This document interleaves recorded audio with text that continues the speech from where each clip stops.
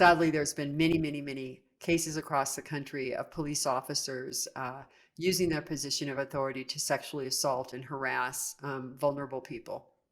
So if you or someone you know are the victim of sexual assault by a police officer, do you know what your rights are and where you can turn for help? We're going to find out right now because we're going to ask those questions and more on this episode of Ask the Lawyer. My guest is New Mexico attorney Shannon Kennedy, and I will remind you right at the beginning, if you'd like to ask Shannon at any point some questions about your situation, go to askthelawyer.com, click the button at the top that says Ask a Lawyer, walk you through the process right there, or you can simply call the phone number that you'll see on the screen during our conversation. Shannon, thank you for answering questions with us today.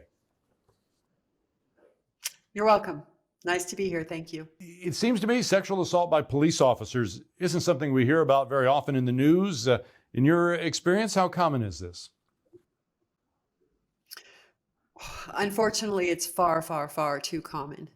All across the country, there are reports of police officers abusing their authority by sexually assaulting, whether it be during a traffic stop, or sadly, we had a situation with a student intern for a police department where she was sexually assaulted by a sex crimes detective.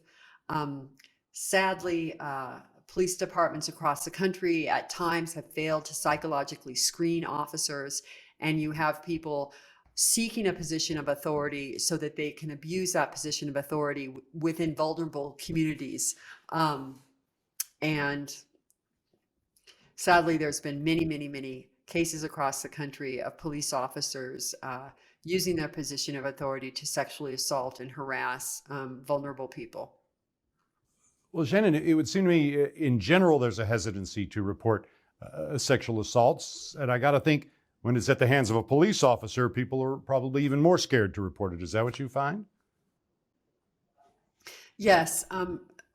It's very difficult for anyone to report sexual assault. Sexual assault is probably the most underreported crime there is. And it's even more difficult when the sexual assault is done by someone who community automatically trusts. And that's the double betrayal of sexual assault by a police officer, is that they are supposed to protect and serve us.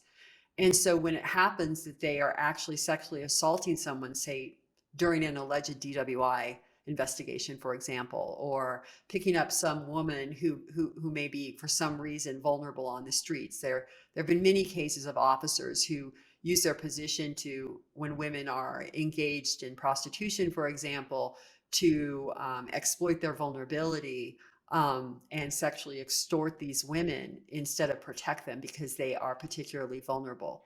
And that has been a modus operandi of many police officers who use their position of power, is to use their knowledge of the vulnerabilities of people that they gain through background checks to then predatorily select them for sexual abuse. So it's truly evil behavior.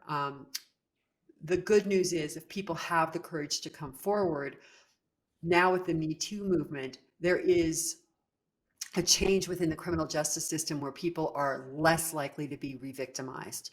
That detectives on the good side are learning how to do forensic interviews in which they are not re-traumatizing the survivors of sexual abuse. And so things are much better than they used to be even 2 or 3 years ago. Because now there's a consciousness within the criminal justice system that, yes, this kind of abuse does happen. And we have to make sure we don't abuse the survivors who have the courage to speak up by treating them as if they're the criminals instead of the perpetrators of the sexual assault. So who do the victims report to, Shannon? To the police? That seems like a stacked deck. Exactly. And often it is a stacked deck, sadly. But there are more and more female sex crimes detectives who have been trained in forensic interview techniques and who are working, especially with the test results of backlogged rape kits. So there was a time in this country where women would subject themselves to an examination to provide DNA and samples from the perpetrator, and these rape kits were not tested. And now the backlogs have been tested. So not only is it that people who've come forward are being really heard for the first time because the scientific evidence is there to support and corroborate um, what they have said about being assaulted, but they are identifying serial sex offenders, because the other fact that's become so clear because of the science is that a very, very, very small percentage of men are sex offenders, and the ones that are do it again and again and again. So we're using science and the courage of people now to come forward to uh, to arrest and prosecute serial sex offenders, and that will just make everyone safer. So I think most people probably figure, okay, these are cases for the criminal courts. Are there also the possibility of civil cases involved in these situations? Absolutely. And that's where our firm comes in, is representing in the civil courts the survivors of sexual abuse. It is a violation of one's constitutional right to bodily integrity when a public employee, whether it be a teacher or a jail guard or a police officer, abuses their authority to gratify themselves sexually. That is a clear-cut black letter violation of the 14th Amendment of the United States Constitution. So who can you go after? And maybe there's all of the above, but is it the perpetrator, or is it the institution, the government? Who do you go after in those situations?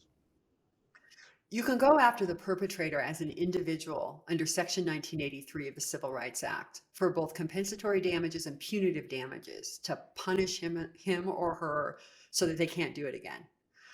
So there's enormous punitive damages awards, similar to those awards of coaches who violate their athletes' constitutional rights and bodily integrity.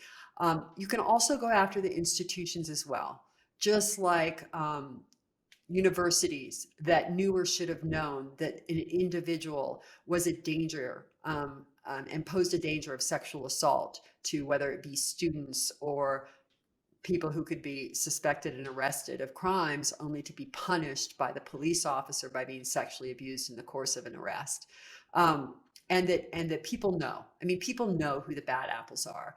And so when there's a cover-up and a protection and institutional indifference to the abuse and the degradation of citizens of the United States, then there is a lawsuit not only against the perpetrator, but against those institutions that are complicit in the exploitation of power and in sexually abusing vulnerable populations. Finally, Shannon, what do you say to help alleviate some of that fear that people may have for coming forward in these situations? What I'd say is that the people that have the courage to come forward need to shift the shame that they feel from being victimized from themselves onto the perpetrators and onto the institutions that have failed them. And that the first step in doing that is call an attorney, call an advocate, tell someone. You should not suffer in silence. There are so many people now in our community willing to fight for you. And all you have to do is give voice to your pain, that there are good people out there within the system, within the civil justice system, the criminal justice system, who want to help and fight for justice. To shift the balance of power, so to speak. Yes, yes, yes. To put the power where it should be, with the people who are survivors and who are courageous, and they want to connect really the love of their community with justice. I mean, so many of the survivors that come forward do it because they don't want anyone else to suffer the way they have suffered. And truly, the only way to stop abuse is to confront it. Very, very interesting information, Shannon. Thank you for making some time to help us out today. I do appreciate it. You're welcome. Thank you. And that's going to do it for this episode of Ask the Lawyer. My guest has been New Mexico attorney Shannon Kennedy. Remember, if you have any questions for Shannon of your own, you can go to askthelawyer.com, click the button at the top that says Ask a Lawyer, and it'll walk you right through the very simple process there. Thank you for watching, everybody. I'm Rob Rosenthal for Ask the Lawyers.